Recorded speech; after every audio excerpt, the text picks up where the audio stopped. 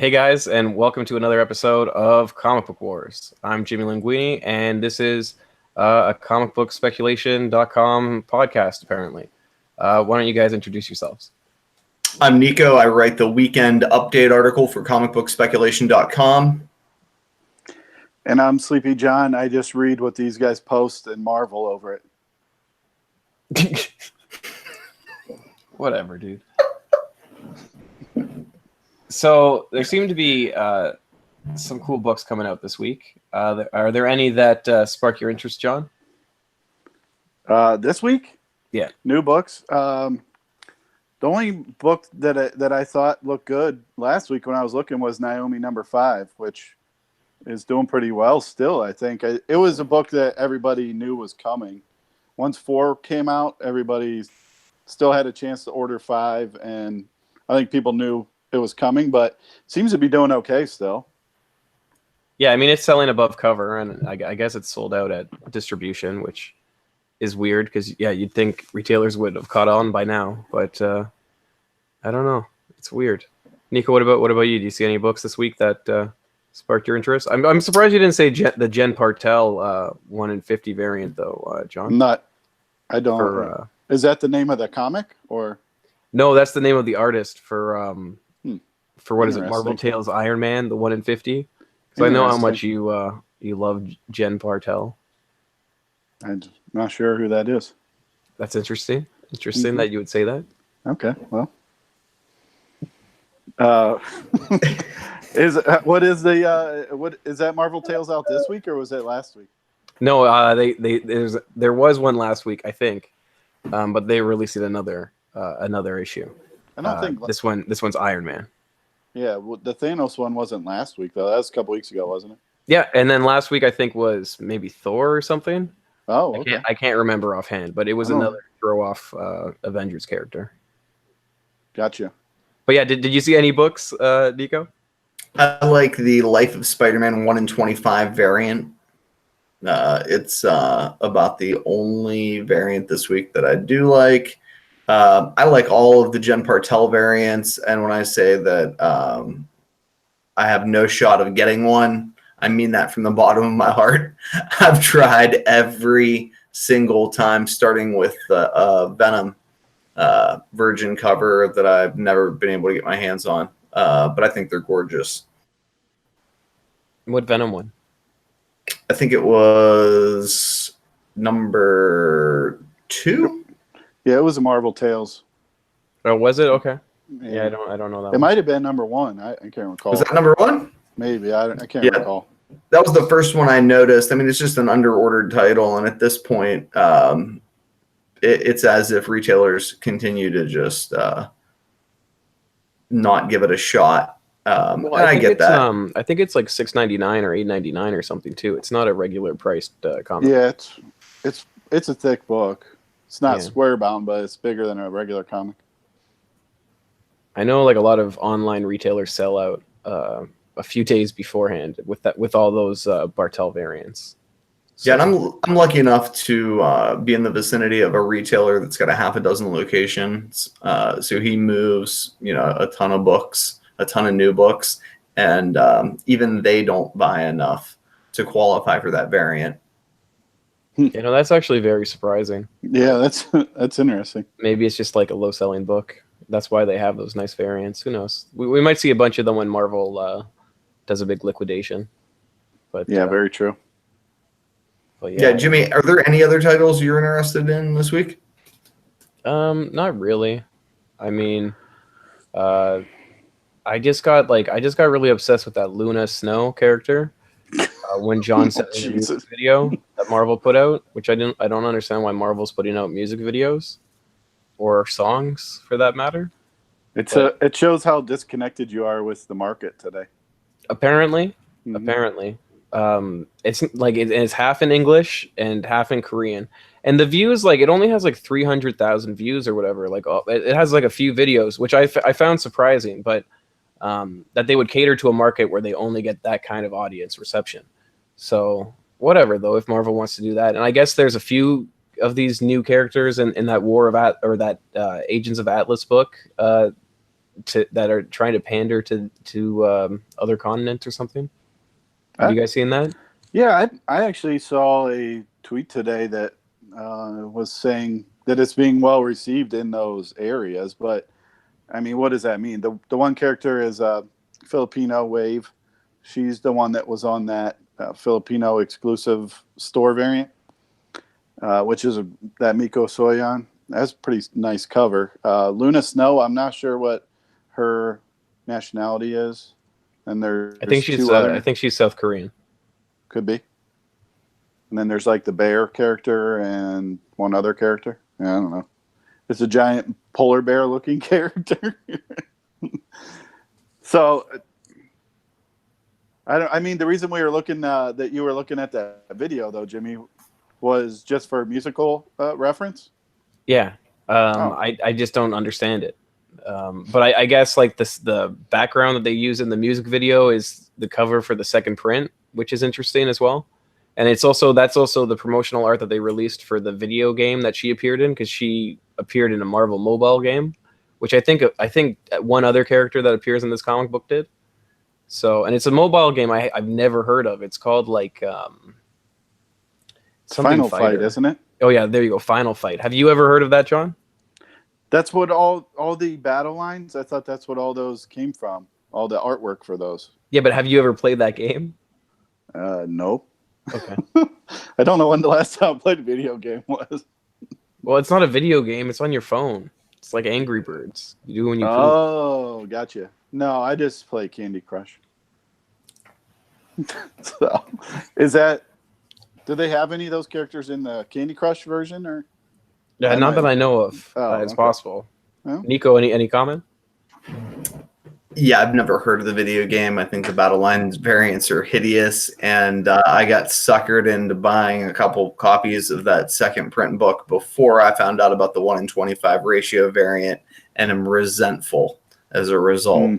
But how much? You didn't pay like cover price, right? You paid like pre-order prices? The store is going to give them to me at cost because I told them not to order them for me if there was a goddamn 1-in-25 incentive variant, and they ordered them anyway. So out of the kindness of their heart, they're just like, yeah, here you go. I might tear them up. I could tear them up on the show when they're delivered if you want. Give them away to our one listener. It'll be like I'll channel my inner Jimmy and rip the covers off. Why did they still have to order them? I don't know. It sounds like you might have some words with them. You might have an argument there. I just think they might have screwed you on that, but whatever. I think you really they're my friends. Might want to reconsider, but okay. Anyway, so the artwork is just reused from the video game, which I'm not really. Are any of us surprised now that Marvel does this every time now? Not upset. They're doing. I think the word you're looking for, Sleepy, is shameless. They are shameless. No, I was actually pretty surprised that they would reuse this artwork from I guess it's from 2 years ago. What about the 1-in-25 variant? Were you shocked about that one? A retailer sent me a message, and he said, "I can't believe this second print." And then he sent me another message said, "I bet you anything Marvel will have a 1-in-25 variant." And then I guess like 5 hours later, they announced a 1-in-25 variant. Yeah. So, I don't think it's surprising anymore. I guess the thing that's more surprising about that is why are they doing a second print except for a money grab for a variant cover? Because they double shipped the book. So right, and every for the record, decided they needed 5 copies. That'll supply all my customers. Well, my store has copies. Yeah, and my store has all of them on the shelf. They haven't sold one. I don't know where it ended, but I saw a 1-in-50 variant selling in around $300, and it was still going. It still had some time left. It was an auction, so good for the seller. I mean, those books still seem to be selling. Yeah. There still seems to be people that are paying for them, and I think the regular first print is selling above cover. So you can't judge popularity based on a low distribution 1-in-50 variant. I mean, that's obviously variant collectors and speculators And It has two covers, right? So you only have to order 25 copies of each cover. So it's not that big of an investment for a store, in my opinion. That's true. It If did you're a have. collector, wouldn't you want all the covers of a book if you're collecting the book? I don't know. I couldn't tell you. I've never been in that boat, so I don't know. Yeah, I'm sure there are some people who do.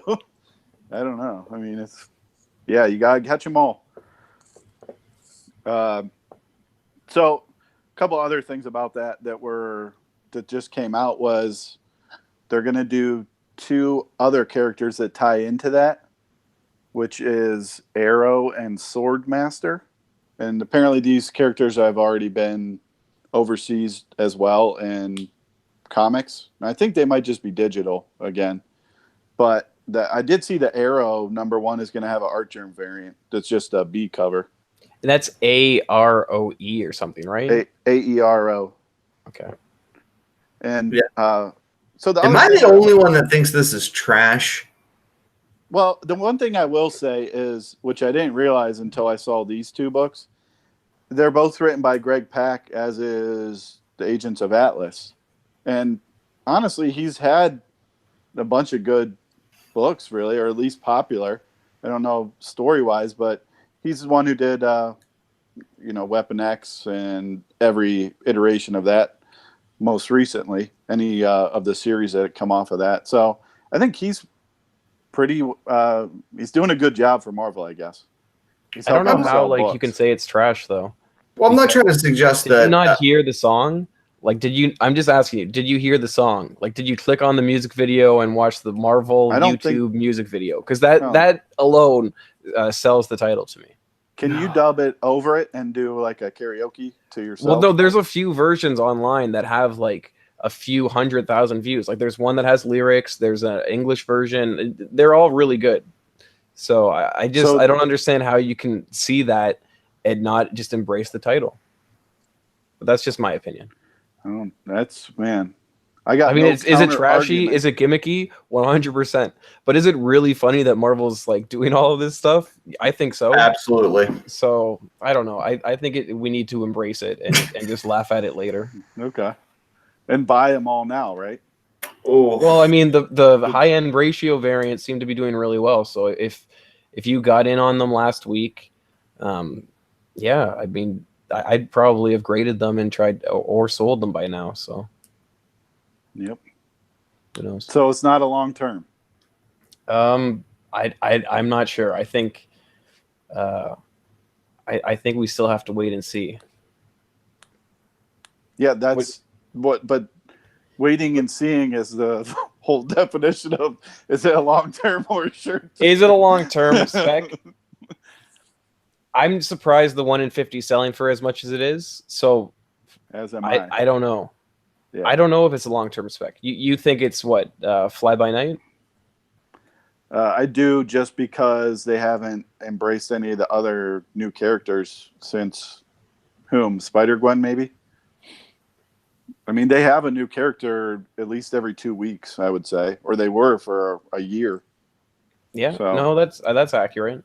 But I will say, I mean, they have Greg Pak on it. Weapon X is still around, and I don't know. That's the only thing that says maybe it'll stick around, because they didn't put somebody that nobody knows trying to develop the character. So the other books that are starting to see, or that are selling because of that Agents of Atlas, are some of the other characters that they've introduced on that team, which is the Paper Towel Man, Braun, who is Amadeus Cho's new name. And it's his new name is the Paper Towel Man? Pardon me? Well, there's paper towel called Brawnies. Paper towels? Oh, Braun the Paper Towels. Oh, okay. Yeah. I think you mean Brawny. Isn't it Brawny? Brawny, yeah. Is that... Oh. But his name's Braun, okay. Oh, there's no... Yeah, you're right. There's no Y on it. Okay. And then White Fox.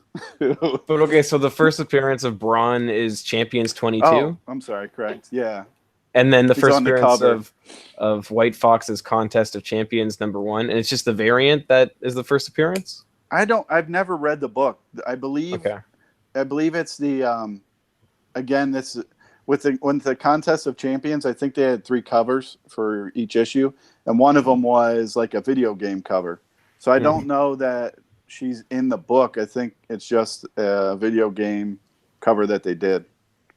Yeah, I mean, when a character's on the cover, you'd think they're in the book, but also like when you look right. at Agents of Atlas, aren't there characters on the cover that aren't in that book, the one that they just released? So I don't know. that's my very nice small retailer did not order any copies of Naomi #5. Okay, he's that guy, and he tried to sell me a copy of Amadeus Cho's first appearance today. Okay. Which one is that again? That's Amazing Fantasy 15. Oh yeah, that's a good one. Is that it? It was a hard pass. Hard? But why was it a hard pass? That character's like they're gonna keep doing stuff with that character. Character is very popular right now. I mean, I wouldn't pay more than $20, but I'd probably pay $20 for it. What was the price? I didn't even ask. I was just like, no. He's like, look what I found. I'm like, oh. Is Contest of Champions 1 selling? I saw one sale for 40. I didn't really look through. Oh, okay.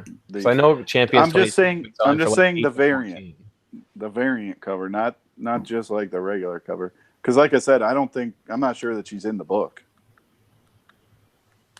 But I don't know. So that's what I got for you. A lot of unknowns. I got a lot of unknowns. If we had any viewers, they're gone now.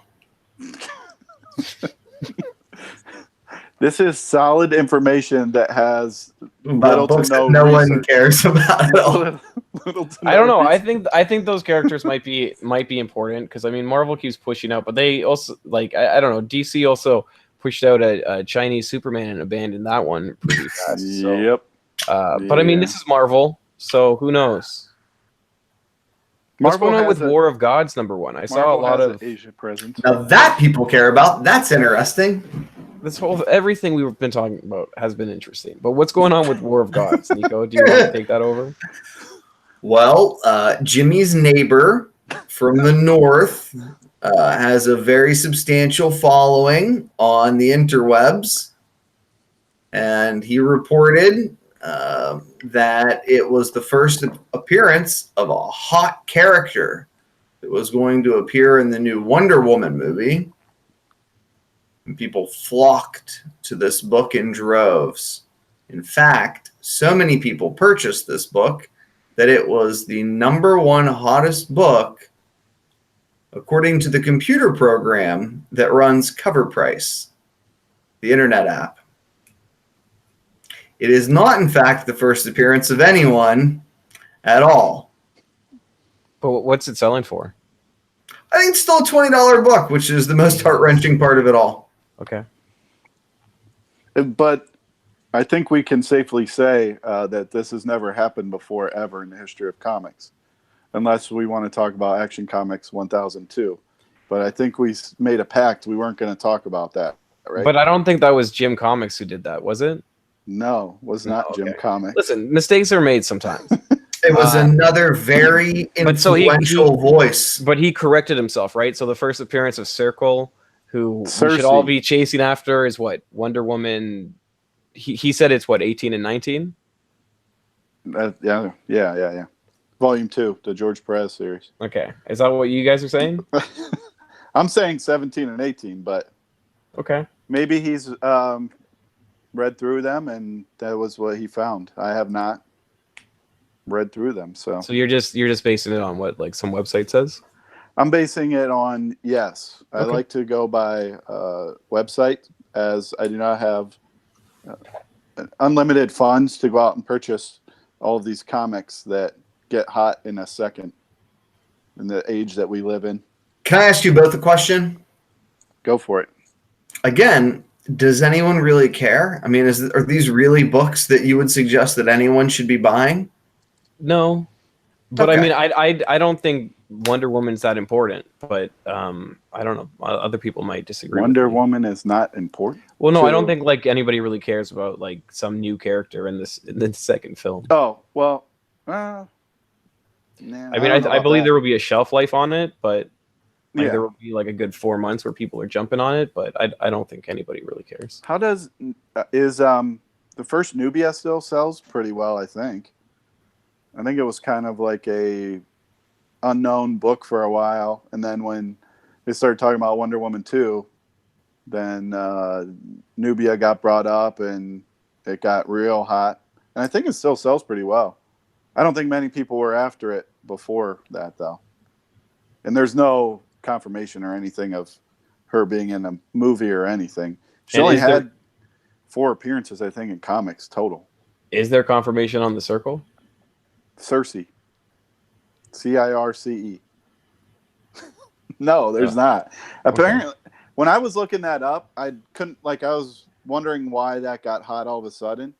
So I was trying to find some news on it, and there was stuff back in November where they were talking about maybe having her in the movie. But when's the last time you even heard anything about the Wonder Woman movie? Probably San Diego Comic-Con last year or something. Yeah, like I thought the last thing they said was like Chris Pine was somehow coming back, and they were gonna or something. Spoiler. Yeah, and obviously they have Cheetah's going to be in it, but Allegedly.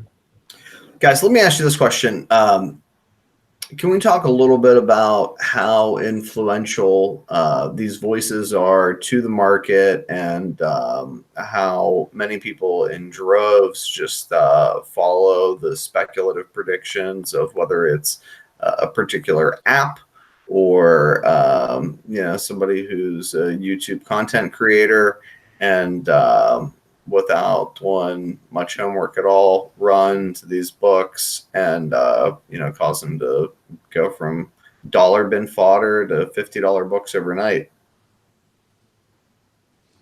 yeah, I don't know how you'd really combat it or counter it. Do you even bother trying to speculate on stuff anymore, or would you rather save your money and try and chase a book right when it gets hot, knowing that if you could get it within a week, you could make some money on it? Like the problem I have is like we live in a sheep market at this point, and like people are just following other people.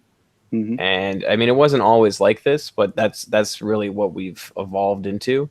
And I don't think it's a fault of any like person or app or website. I just feel like that's what the market has come to. And I don't think that means that we're in a healthy market, like comic market in general. But I don't know. I don't think we're in a good place overall, generally. So what is the detriment? I guess what I think what would happen with, I would say about 50 copies of that book got sold, right? Yeah. I'm just trying to remember off the top of my head. Well, yeah, I mean, people. So that's 50 people that are pissed the fuck off. People have moved from collecting books for collectability to collecting books for speculation. And again, that's really just the state of the market at this point. And that's just where people are moving. And it's disheartening in a way, but also that's just where the market's at. Yeah, I think eventually people are just going to get so fed up chasing books that maybe they got burned on. Maybe it was wrong information. Maybe they bought an expensive book and weren't anticipating. Maybe they're thinking, I'm going to buy this and sell it for $1,000, and it ends up going down in value, and then they lost all that money. Say, well, this is too hard to do. Like a professional gambler, they're right. Well, I mean, if they're right, like a little bit over 50% of the time, they do well. I think that's kind of what the odds are. But they're used to losing money as their job, because when they do hit, they hit big. But I think we're not talking about people that are spending tens of thousands of dollars a week as their job. This is a hobby that they're spending $10 a week on comics, and they're losing it because they're chasing. They're a week too late to chase a book. I mean, I guess I don't know. Yeah, I mean, my point is simply that there are certainly books that you and I are well aware of that are good investments in the short term. good investments in the long term. We make money buying and selling comics, or at least we are able to buy better comics.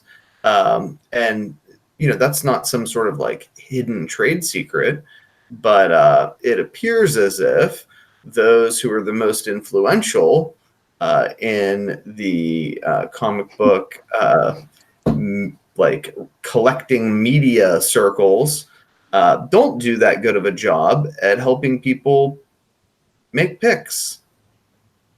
Well, I mean, once you have a big enough audience, everybody's going to start grabbing those books. So I'm not sure. I mean, John posted a comment, like a screen cap of a comment. I think it was earlier today, where somebody said, like, why are you guys posting mail calls? Is this something to do with like a certain YouTuber?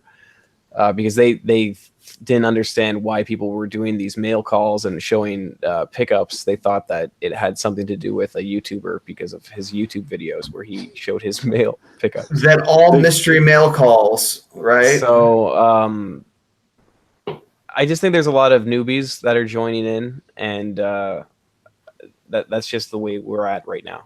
Without Google Plus, with people moving over to Facebook and moving over to YouTube, that unfortunately was where these kind of people are, and they find this new hobby that they might be able to make money on, and they gravitate towards it. So there's a lot of like new people that are joining in, and I think that's really where this sheep mentality comes from. Yeah, and my point is simply that I think it is of the utmost important to try to shepherd new collectors and not prey on them like wolves with, buy my mystery box, or look, I'm having a live auction after I've created a little bit of content.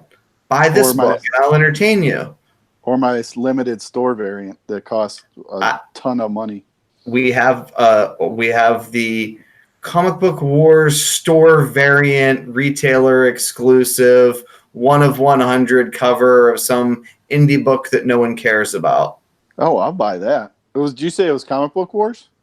Oh, I'll buy that. I like those guys. Yeah. So, okay. Well, yeah.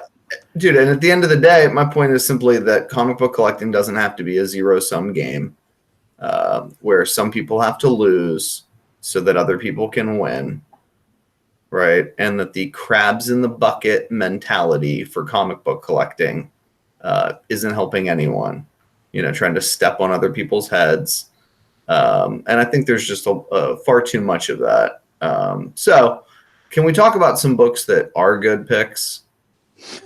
Sure. Okay, what do you got for us?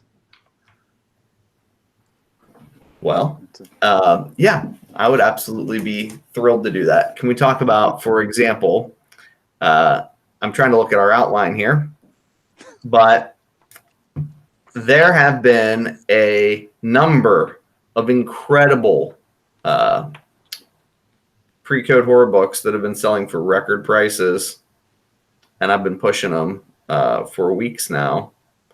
For example,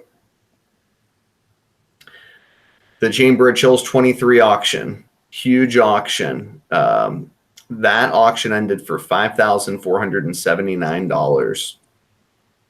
Similarly, a Tomb of Terror, a raw book. Raw book. Tomb of Terrors, $2,000. And now the issue is like, well, look, I don't have $2,000 sitting around. What are you trying to tell me, Nico? Go and like spend my like life savings on a book? No. My point is that last year, 2 years ago, good girl art was hot, right? Matt Baker was all the craze. This year, pre-code horror has been jumping, and the good girl art books have not been selling as well. LB Cole books have been hot as can be. I suggest to try to not buy books when they're trendy, books when they're super hot, right? But instead to get in on things when they're not hot at all. I think we talked a little bit privately about, for example, how Batman books have been stone cold, and at a much smaller price point, you've got, for example, like the Snyder Capullo Batman 1 black and white sketch variant that's selling for barely ratio right now. A fraction of. Yeah, remember when that was a really hot book? Yeah, It was $1,000 in 9.8. Yeah, that's funny. Right, and What about just the regular cover #1? I mean, that's gonna be an all-time classic run, right? absolutely. Is it though? I think so. Court of Owls was very well received. I think do. It's a great story. I thought you didn't like it, Jimmy. I never read it. Oh my god, Court of Owls is a classic story, and one day, Vampire wasn't that great in my opinion, so I kind of gave up on Snyder after that. What wasn't good? He's crying about American Vampire, which was good. You didn't like American Vampire? No. Oh my gosh. I mean, I like buying like those Jim Lee covers for like $20 and selling them for $100, but yeah, you always gotta buy those if you see them. Yeah.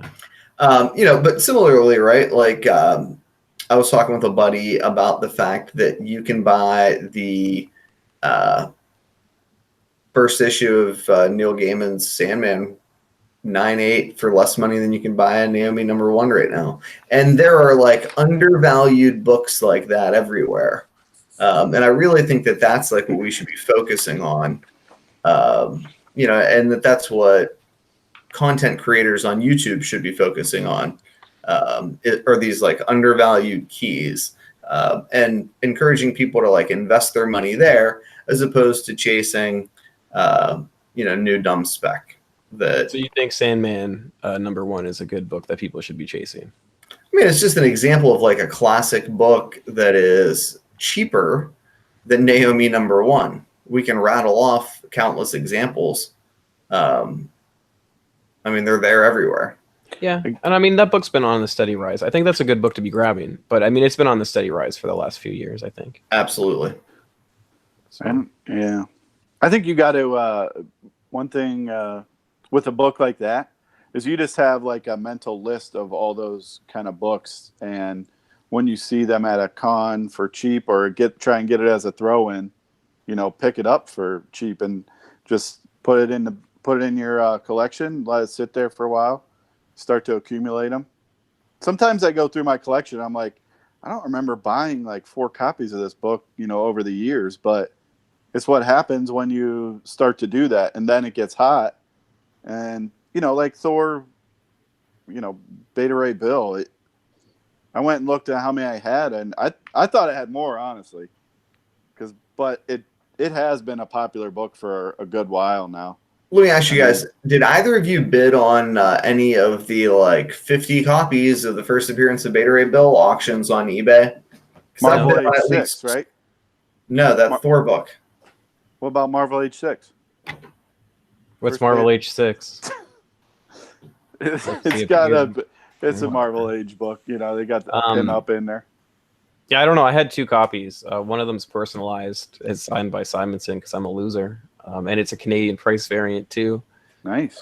Newsstand. So I kind of ruined that. But I don't know. I'm sure everybody had copies of that book though. Yeah, there was a lot of those to go around. I was definitely not a buyer when that got announced. Well, I don't think it was announced. I think it's just rumors. You're right. And It is not. It's all based on like one website, right? Yeah, it has not been announced. You're absolutely right. So people are buying on a rumor right now. I mean, I don't know. Seems like like Nico's saying, that's a book that you pick up over time because you think there's potential there. It'll always be. It seems like, how old is that book now? It's got to be. It's from the 80s, right? 30 years old. Yeah. With that book, it's always though, been a character though that's people talk about. With that book getting hot, what do you think about the first appearance of Thor as a frog? Throg? I don't know. Because was that his name? I believe Yes. So. Okay. Now he did get hot for a second because wasn't he in a Marvel series a year or two ago or something? I don't know. I don't know. I don't know. I buy those books as a matter of principle. Throg. Yeah. There's another one I buy too like that is Fantastic Four. I think it's 209. It's like space robot guy. I forget what the heck his name is. Herbie. His name's Herbie. Like the love bug, but it's a space robot. Because I'm always looking for 211, which I've never found cheap, which is a Herald of Galactus book, first appearance. But I always find 209. Again, it's one of those ones like if Fantastic Four ever comes around, that could be their Rocket Raccoon kind of character. I mean, who knows? It's dumb stuff like that you can buy for $1. They appear on the 1 in 25 variant for Silver Surfer Black. Who does? The Fantastic Four. I don't know that I've even seen it. Who's the artist? Pharrell. Oh, okay. So Pharrell does nice stuff. Yeah, they appear in like the reflection of his board because it's like a shot of him and he's holding his board, and then they appear in the reflection. So gotcha. Surfs up. Yeah, I don't know what that means. If that means that they're going to appear in the book, or if that means that they're going to start introducing these characters again. I'm not really sure, but it's something. So they're launching Silver Surfer and they're canceling the X-Men, all the X-Men current series. Well, they're replacing them with what that's what the Hickman series stuff is. Yeah. They're giving it all over to Hickman. So, I mean, Hickman's a good writer. We'll see where that goes. Yeah, the suggestion is that Hickman's going to alter the X-Men in some sort of radical way. Yeah. He said like he wants, if readers read these couple books that he's doing, the jump-off books, that he doesn't want them to be confused or something when they read the X-Men, which is Marvel code speak for, do you remember Uncanny X-Men had 500 issues and nobody was confused then? So, but now it just means I just want to reboot. So Hickman, we're going to sign you on for all these books. Do you mind coming up with an excuse so we can reboot them again? I mean, you'd think he'd come up with a better excuse, but I mean, I guess it makes sense. I don't know. He gets a cut of. Yeah, I thought that was kind of odd. I don't know. Are you guys at all interested in a new X-Men? No. My nostalgia for the X-Men is long dead, but I'll give it a run because Hickman's writing it. That being said, I tend to prefer his work on independent titles more than on mainstream characters. So we'll see. Yeah. I don't know. I thought it was odd. So, Immortal Hulk this week. It's issue 17? Correct. So it has Abomination shows up at the end. Yeah, and I guess is that like the people that are trying to get him back for a third term? Okay. You're saying Obama? So his first appearance is Tales to Astonish 90, and that book seems to have heated up quite a bit the past 2 days. I also saw that there's a store variant like that has Harpy on it or something for this book. Yeah, Red Harpy. Yeah, so isn't that like her first appearance in Immortal Hulk? It'll be her first full appearance, yes. She was in a couple panels or one or two panels in 16, which was the one that had the 1 in 25 variant. Did you guys see they forced I can't remember which retailer that was doing a store variant to change the color of the Hulk from red to green? Yeah, I mean, that makes sense. I'm glad Marvel said, like, hey, this is getting a little ridiculous here, just using all this old art. Do you want to make it somewhat relevant to Was it old art, though? Definitely.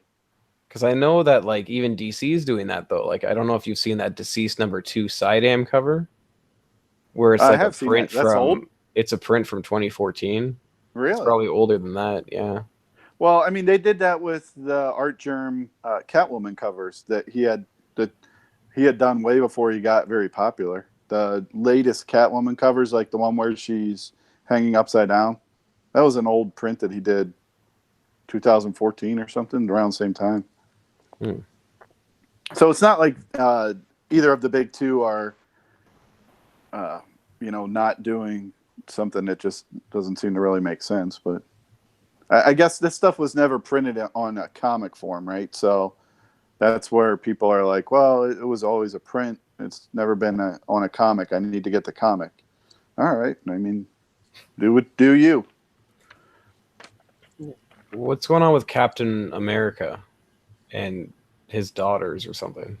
So he hasn't been. They didn't say for sure, but there was an interview with the screenwriters for our Endgame, who um, who are the people who actually adapt the story to a movie, Yeah. and they sat him down and they said, "We're gonna rapid fire you a bunch of fan speculation theories, and you tell us what if they're true or not." And which kind of at the same time, like, really, these guys are just gonna sit here and tell you yes or no on all of them, which they did. So, for instance, one of them was Captain America could have worn the Infinity Gauntlet because in the last movie, when he was fighting Thanos, he was pushing back on Thanos wearing the gauntlet. So they were kind of like, I don't know, it seemed kind of twisted. They were trying to relate like what I feel is more like a Mjolnir power to the gauntlet, meaning like he could push the gauntlet because it knew that he was like a good person or something. So they said, could that happen? And they were just like, no, he would blow up basically or something like that. And so they just flat out said like, no, that wouldn't happen. But what they did say was Peggy Carter has two daughters, which were in a previous movie. And they said they could be Steve Rogers' daughters now that we know that how the timeline looked and with Steve Rogers being old. So she, one of the daughters did appear in What If number 114, which is the last issue of the What If series. So that's seen a little bit of action. I don't know that there's anything worthwhile there. I wouldn't pay more than $1 for it. Just because long term, what's the point? It's kind of one of those books like, I got the first appearance of when Captain America picked up the Mjolnir. Okay. And what does that mean 2 years from now? Well, I mean, I would sell it. I don't understand who's buying those books, but whatever. Apparently, there's people that are. So it's weird speculation, but that's where we are right now. Yeah, can we go back to the Abomination thing for a minute? Yeah, so there's people that are like, why can't he run for a third term? Shut up! I knew you were going to do that. Was it okay? But yeah, you wanted to go back on Abomination. Well, remember we talked a little bit about that last week. There was a "We Got This Covered" article that suggested that they had some sort of inside scoop that Abomination and the General Ross Red Hulk were going to be integral characters in the MCU. And so I think that is probably also driving the price of the Abomination first appearance. And we've seen like an uptick in, for example, the first Thunderbolts as well. But if you actually look at sales, it's only really in the last 2 days. Oh, that really? The book has actually started selling. Yeah. Which was after who picked it up? Who started talking about it? Jim Comics said that, hey, this character is about to appear in Immortal Hulk. It's about to be a key. Well, so I believe that was on Monday. We got this covered, plus a comic book influencer. I don't think the "We Got It Covered" thing has anything to do with it, honestly. But it might. But I don't think it does. Yeah. You think Jim Comics just the book didn't sell it? It didn't start selling until Monday. If you look at completed sales on eBay. Well, you don't think that's the reason why he picked the book? I didn't watch. No, I think somebody showed him what happens in Immortal Hulk, and then he saw that was page, and then I think that's what he ran. Abomination was in the solicitations originally. Now, which book? I recall if it was 17 or 18, but it did say Immortal Hulk's going to run up against an Abomination, something like that. So, I'm not a big fan of reading the solicitations because I think they're misleading a lot, and especially Marvel likes to throw in at the end of the previous book, 2 or 3 pages, which totally screw all the. If you were pre-ordering books based on their solicitation, like, oh, this comic's going to have their first appearance, and we've seen it time and time again that it doesn't end up being like that because they're just trying to get sales up. But Yeah, I mean, there's been speculation about the Abomination's appearance in Immortal Hulk for months now. Yeah. So it comes out tomorrow. Did either of you guys see any of what goes on in it? Yeah, he shows up at the last page. Yeah. Yeah. So, The other thing, but it's not the one from it's not the original one. I don't know. Maybe not. We don't know for sure.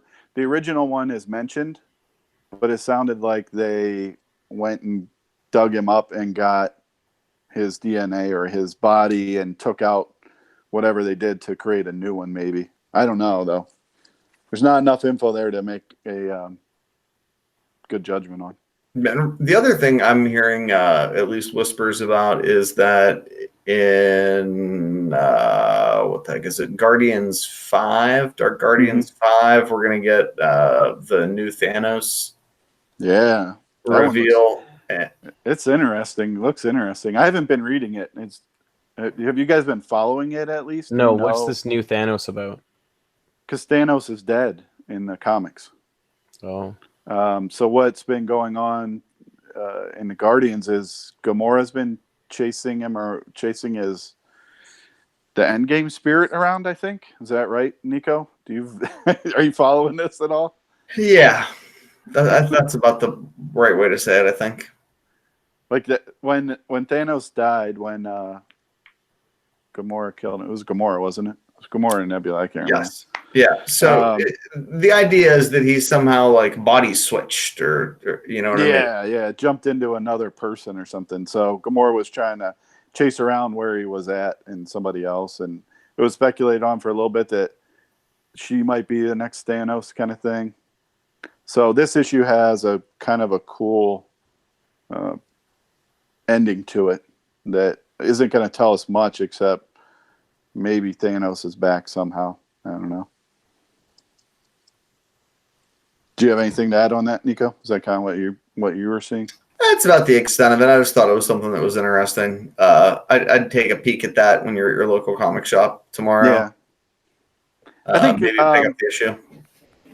Has speaking of that, just based on the characters in that book, do you know if like Star Fox has seen any movement? I guess that's a hard character to spec on because Eros' first appearance, Eros has become Star Fox later, but I think he's still called Eros now. That's Thanos' brother, and his first appearance is Iron Man 55. So there's not really much spec that can happen on that, but he's pretty integral to this new storyline. Yeah, and Thane was one of the people who they suggested for a long time was maybe going to be him. But I think you're going to see more of a classic character. Is Thane in that, or it was just nope? Oh, okay. He kind of just disappeared, right? Yep. Yeah. I got some of those I'm sitting on. That's another good one. Just pick up if you find them in dollar bins. Was it New Avengers 10? I think with the red cover, 9 or 10. It's the one with the red cover and the Infinity banner.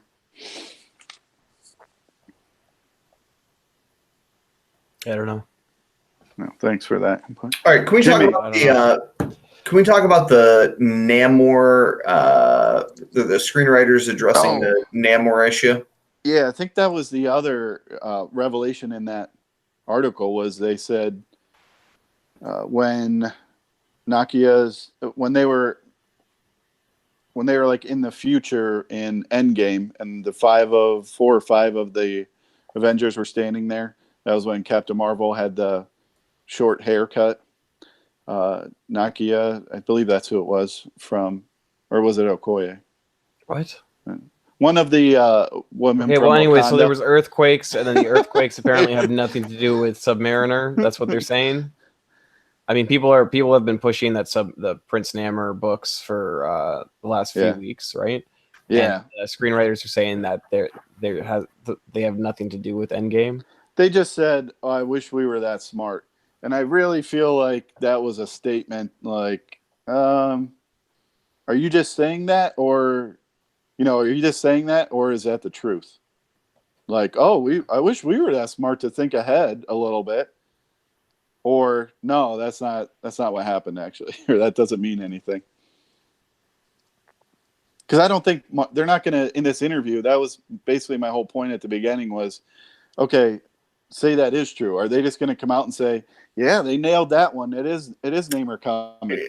It's almost an underhanded confirmation. Really? You think so? Well, you think it confirms that it's happening? I don't know, Jimmy. That's the smartest thing I ever heard you say. You know what I mean? It's like one of those fucking underhanded insults. I wish we were that clever there. Right. You guys from the. It sounds like you have a lot of money invested in Prince Namor. I own 0 Golden Age Namor books, 0 Submariner ones. I don't even own that stupid Black Panther book that I thought had a cool cover that told the first story. They're not bad books to be buying, but I don't see this lasting. I don't know if now is the time to buy. Now is definitely not the time to buy. No. You missed that boat. And we talked about this, John. I don't know if Jimmy was in that chat, but I don't see if it was a hard, no, we're not doing Namor. I still don't see the price coming down because, at least, with books like that, when they get to that level, people are invested. They don't want to come off of them until they get it would be a slow, gradual decline in the market. Yeah, I think so. Some people bought it to resell, so they have a price point that they need to get to, and they'll just list them at that until they get that price. Meanwhile, there's no new ones coming on the market at a lower price, so the price stays elevated until somebody gives, basically. And it'll happen that some people are like, I need to liquidate this to free up more cash, but yeah, it's tough when stuff like that happens. I mean, isn't part of the reason why Hulk 181 is where it is now because of the Disney merger, and assuming that they're going to MCU is going to do an awesome Wolverine? I don't think so. Hulk 181 has been rising every year. It has been. So is Giant Size X-Men. Yeah, I mean, there's books that just keep performing well, and that are good books to be buying because you know that for sure that you're going to get your money back and that you're going to get more money back. You'll get more on your return. But I don't think that it's going up because of any movie speculation. I think that's just because that's a key book that people want. Not unlike Amazing Spider-Man 1 and AF-15. Yeah. Can we talk about the one of the two, or either or? There's two things I've wanted to talk about the whole time. My favorite two pieces of news. Let's start with my favorite. Wow. What was happening to Stan Lee? Yeah, I don't know. I think it's about to come out, though. The allegation that has been made, for some time now is that he was the victim of elder abuse. There was a 5-count indictment that was brought back by an LA County grand jury, as reported by a number of different news outlets that indicate that prosecutors are alleging he was held hostage, participated in a hostage video where he was instructed to read scripts, that he was the victim of essentially a scheme to defraud him and isolate him from family. I remember getting kicked out of Facebook groups for saying responding to posts of that video saying it looks like he's just reading something. It doesn't look like he actually means any of these things he's saying. Don't be rude. Yeah, don't be rude. I said that to somebody recently, and they obviously didn't get the context, so I enjoyed it. But yeah, when you first started talking about the allegations, I thought you were gonna say that that this guy, there's been allegations that he made a good movie called Gotti. No, but I mean, he's been a weirdo. He there's interviews with him where he bought some dress that Marilyn Monroe used to wear, and he would sleep next to it sometimes. So he's Oh my always been like gosh. a weird guy. So he somehow slimed into Stan Lee's life, and Well, he was arrested for making a false police report, right? The police. well, yeah, I mean, the police were talking to Stan Lee, and then he called the police and said that there were armed people there that wouldn't let him see Stan and that were holding him hostage, right? So that's what he's getting charged with. What a Because he mess. called the police on the police. So he wasn't really lying per se. I mean, there were armed people talking to Stan Lee that wouldn't let him see him. Yeah. They just happen to be police. Yeah.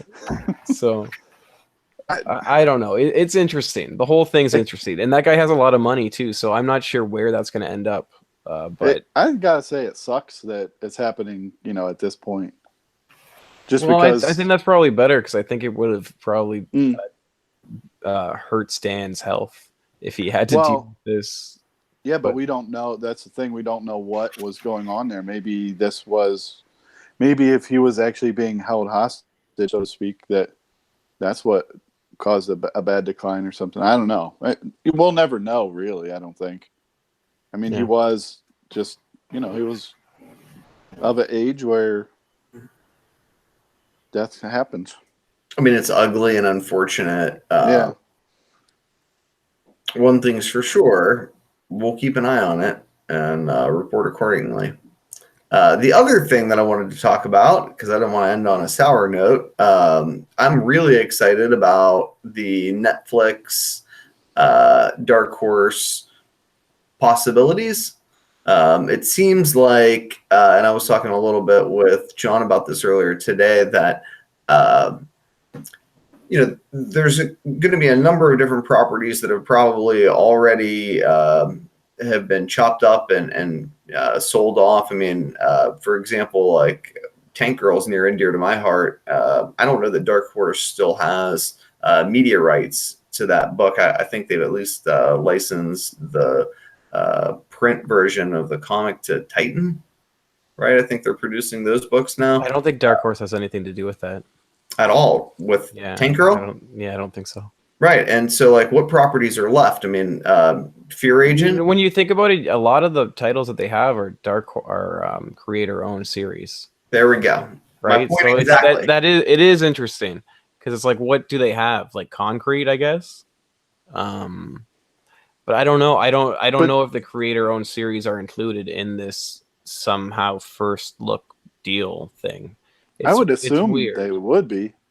But it would depend on the individual contracts that were signed with those creators at the time. And again, what I told Sleepy earlier was like, remember why we don't have Tales from the Crypt made by M. Night Shyamalan? Like, it was just too complicated for very expensive, very sharp Hollywood lawyers to piece it together and then broker the deals. There were just too many moving parts.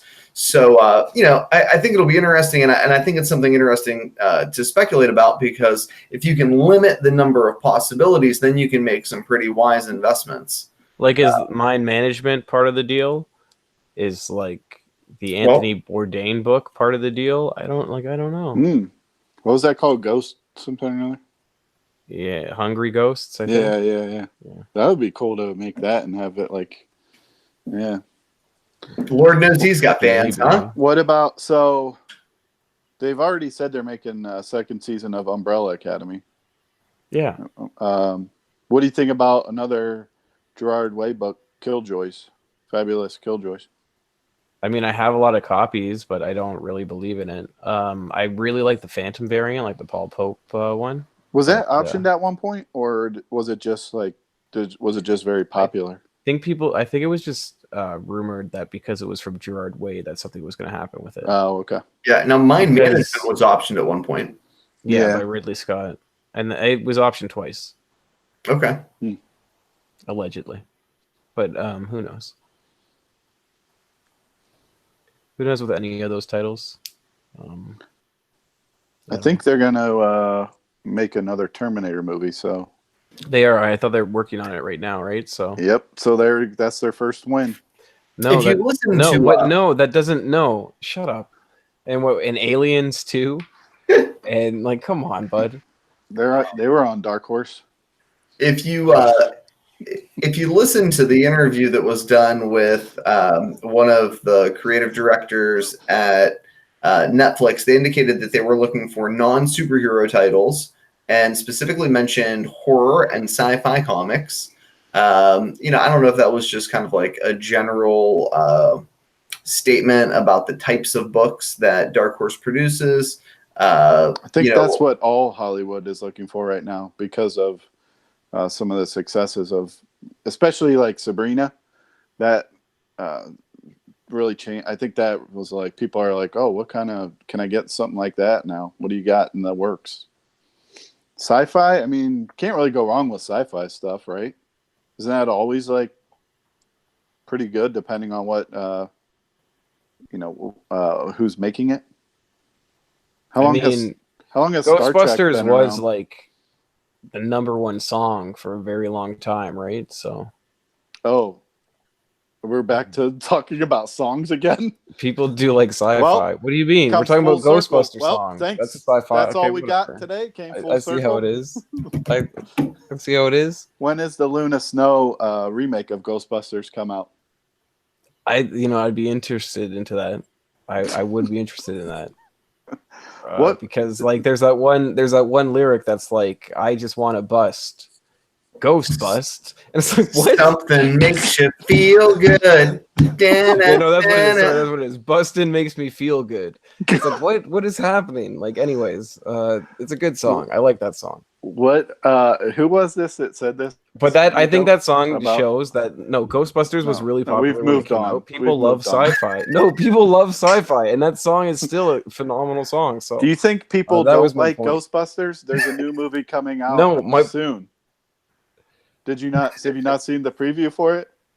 I've heard about it. It had the Ecto-1 in a barn, and then like this wind comes by and it lifts up the sheet on top of the car, and you see that it's the Ecto-1, and you're like, But it's there. Whoa, what?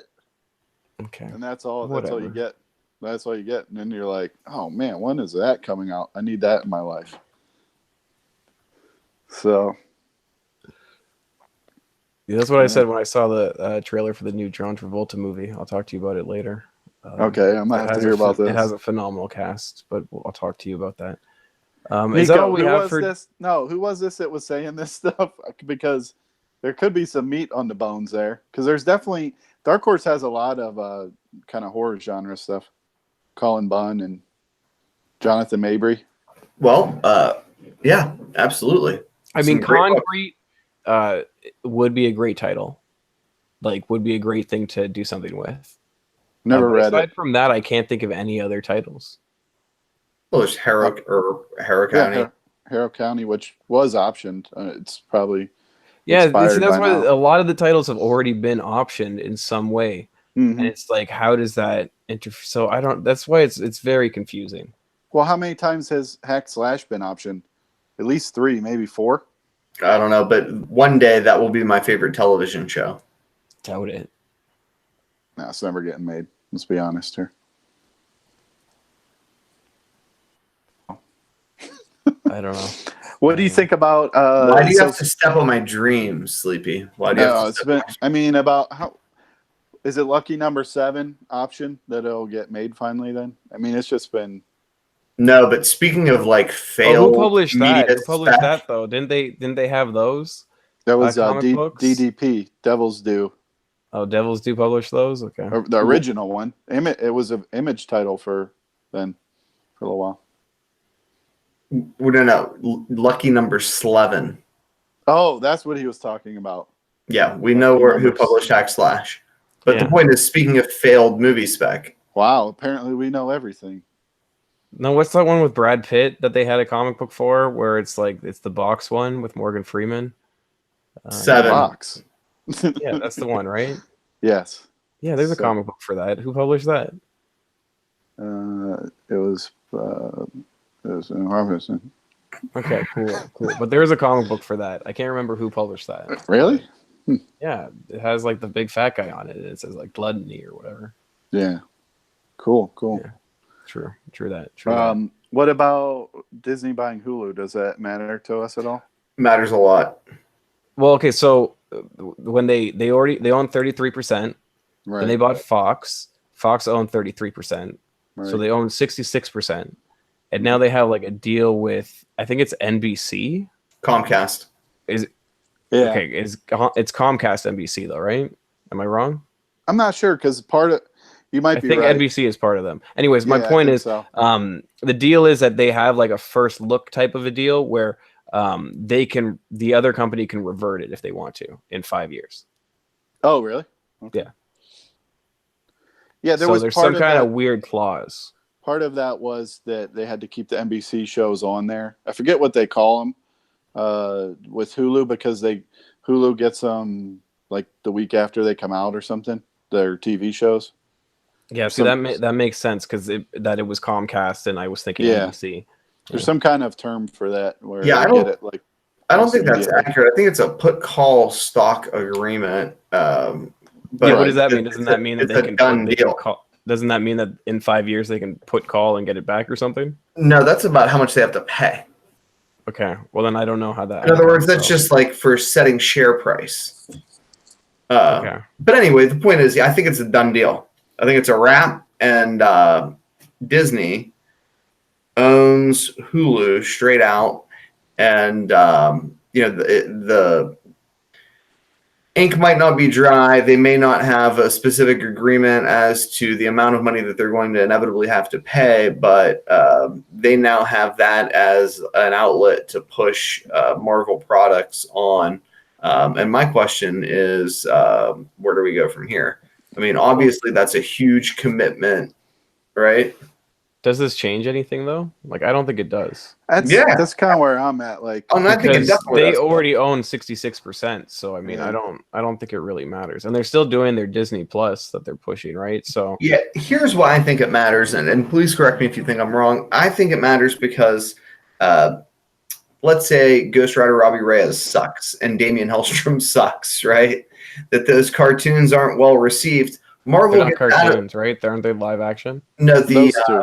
The Those Hit two are live Monkey and the Tigra Dazzler, the other four. Oh yeah, those ones are. Yeah, okay, sure. Right. Let's Robbie say Reyes, those. Yeah, let's say it's all just trash, right? Like nobody really watches them, or they get. But how do you know? How do you know that? Like, well, just hypothetically, let's say that Netflix, Jimmy, I'm sure there's tons of stuff that nobody watches, but how do you monitor like what's trash and what isn't trash? But anyways, okay, let's say it's trash, okay. Or alternatively, that it's good and it doesn't drive viewers to Hulu, right? So, like for example, Warner Brothers is doing quality TV with DC streaming, but it's not driving viewers there. I think Marvel has a temptation to just get out and stick with Disney Plus.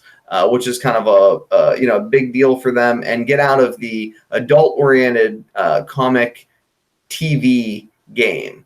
But now that they own this thing outright, I think they're fully committed, and they're going to continue to produce shows for Hulu. In at least the medium term. That's why I think it's a big deal.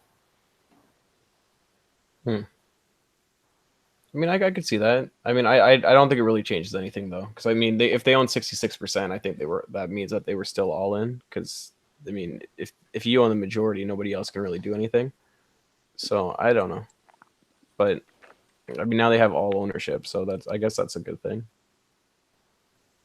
Who knows? Sleepy, Jimmy, would you like to chime in? No. On that? No, I think it's. It just solidifies that they're going to make all these shows that they announced, which is always a little bit of a question mark when you announce 5 shows at one time. Okay, are you really going to make all these? Do we think there's any spec value on these cartoon shows though? I mean, I've been buying copies of Dr. Bong. Spirits of Dr. Bong, but I mean, what does that really mean? Right. It's right next to the amputee one. So, and MODOK. No, it isn't next to the amputee one. The Dr. Bong is supposed to be the bad guy in the Hit Monkey one, right? I don't know. Did they say that for sure?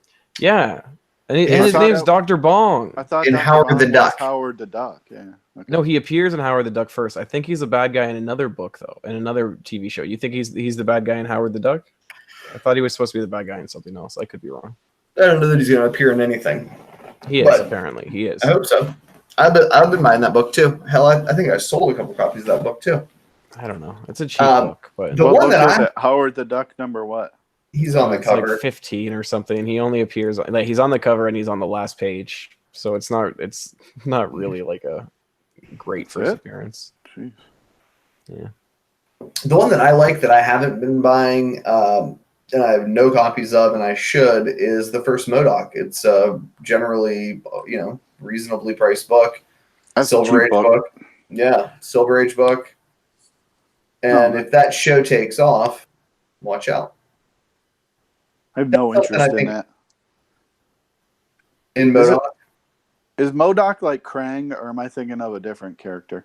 Yeah. No, he's You're like right. Krang. yeah, he's a little thing. Except like Krang was voiced by Rosie O'Donnell when it was in an animated series. So That's the best fact. or was it of the Rosie show. O'Donnell? Sorry, I think it was Roseanne Barr. I apologize. Roseanne Barr. Whatever. Oh my That's God. still the best fact of the show. But Without question. I just thought it was was funny. I thought that like they made like somebody with a really annoying voice be the voice of Krang. That's hilarious. Yeah, But whatever. it worked. hmm Anyways, I think that's really all we had. I mean, we could keep going, but why don't we just save everything else for next week? This Doctor Strange stuff and everything else. Sounds amazing. Yeah, thanks everybody for tuning in. We really appreciate it, and we'll catch you next week around the same time on this channel. Thanks again, guys. Bye now.